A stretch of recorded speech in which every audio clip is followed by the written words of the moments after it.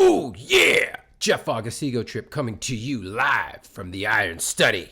And I'm here this morning to talk to you about the Baghdad Bob of baseball, Dave Kaval, and his puppet master, noted affluenza victim, John Fisher.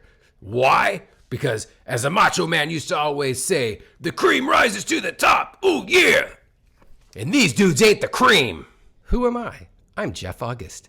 I have worked at Yahoo, Facebook, Square, and Dropbox, all when those companies were building products that shaped the last 20 years of your existence. I'm an Oakland A's fan.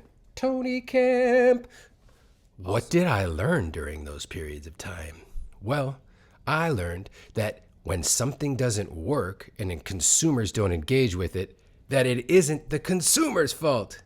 It's ours. But I'm not here to talk about me today. I guess I should stop doing those pro wrestling voices. I'm actually kind of mild-mannered and anyway, but I am here to talk about the Baghdad Bob of baseball, Dave Kaval, and his puppet master, noted victim of affluenza, John Fisher. My audience, besides all of you, is actually two groups of people. The first one is Major League Baseball owners. The second one is Nevada State Legislature members. People, listen, I got some stuff to tell you. And actually, luckily, I only have to tell the same message for both of you. Listen up. Come get your lesson. First, yesterday, I was hella depressed because I saw this message about the Oakland A's and how they were going to move to Las Vegas and, you know, they had a deal done and all this sort of stuff. And then, wow, turns out that was all Kaval speak. Yeah, it was just the Baghdad Bob of baseball, Dave Kaval, once again pretending that something is a fait accompli. Wait, why did I say once again? Let's go back in the Wayback Machine. You can see right here, this all happened before. It was at this site called the Peralta Community College District Offices, when Dave Kaval went not only on Major League Baseball television and talked to Matt Vasgersian explaining how he'd gotten a deal done, he also put it all over the local press here.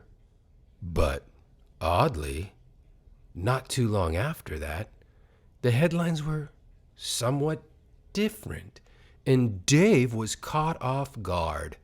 Baghdad Bob of baseball seemed to be full of shaving cream. So, not long after that, the Baghdad Bob of baseball, Dave Kaval, he shifted to a different site, and we've been working on that for 5 years.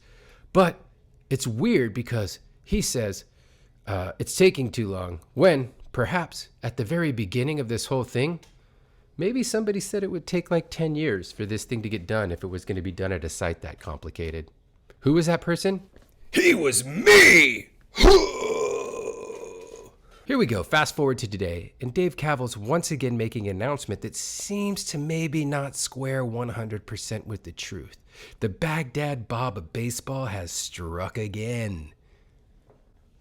But why? Why is he telling people something's 100% done and presenting it as such when it really isn't? I know why. It's to put pressure on you, Nevada State Legislature. Doesn't it feel good to have somebody lying so that your constituents think that you've already agreed to something that you haven't, so that they can leverage that at a future date to get a better deal out of you? It's awesome, isn't it? So moving beyond the Nevada State Legislature just for a minute, let's talk to MLB owners. MLB owners, for 20 years, you people have complained about Baghdad Bob of baseball, Dave Kaval's owner, the puppet master, noted affluenza victim, John Fisher. Because you guys run a product together, and there are 30 different product lines. And you, as a company, have realized, hey, we should invest in each of these product lines. And you have. It's called revenue sharing. What has noted affluenza victim John J. Fisher done with your investment? If we all remember 2002, Moneyball, everybody's like, oh, look at the little engine that could, the Oakland A's. But actually, what that was and all of you now understand it, was that he took your money and he didn't invest it in the shared product. He kept it. I don't know about you, but I'd be pretty pissed off if my partner was pocketing my money rather than investing it in the shared product that we all run together. Last message directly for you, MLB owners. Do you really think that those 20 years of decline in attendance that started in 2002 through today has nothing to do with the fact that John J. Fisher didn't invest in your company and that infected everything? Because look, watch the attendance line. You dropped all the way down to 1997 attendance levels. You know, back when you guys were fighting to get your way out of another quagmire created by a canceled World Series. Why? Because John Fisher's lack of investment turned into a model that all of you embraced, and you started to pay for things that your customers just didn't care about. Didn't you guys just change all the rules to get people to come back? Isn't that John Fisher's fault? Isn't it because he refused to invest in your company that you all run together, and as a result, noted affluenza victim John Fisher's attempt to undermine all of you and keep your money turned into a business model that people just didn't give a crap about watching? Okay, way back at the beginning, I said I had a message that I could share to both the Nevada legislature and MLB owners, and that you should both be thinking about. And you know what? It doesn't have anything to do with baseball. America's fastest growing sport, Major League Soccer. That's what it has to do with. Why? Because John Fisher does the same thing in that sport. And he's in the richest market in America, right in the heart of Silicon Valley. And he has a brand new stadium. And all of that has fixed his approach so that everybody loves the game. Wait a minute. He's at the bottom of fan engagement in that sport too? God, I think the only thing more embarrassing than that could be if perhaps there was a more popular minor league soccer team in the same market. Holy crap, look at this. The Oakland Roots sell more merchandise than an MLS soccer team? Wait, I thought people in Oakland didn't care about sports. Isn't that what noted affluenza victim John J. Fisher has been telling you guys for a long time? Maybe he's just trying to gloss over the fact that he doesn't know how to run a sports team that engages people. He's in a mega region with 13 million people, and you're going to let him have the entertainment capital of the world when he's already proven he can't even engage people? 3 years down the road? 5 years down the road? How well do you think Las Vegas is going to be doing in Major League Baseball with this guy running it?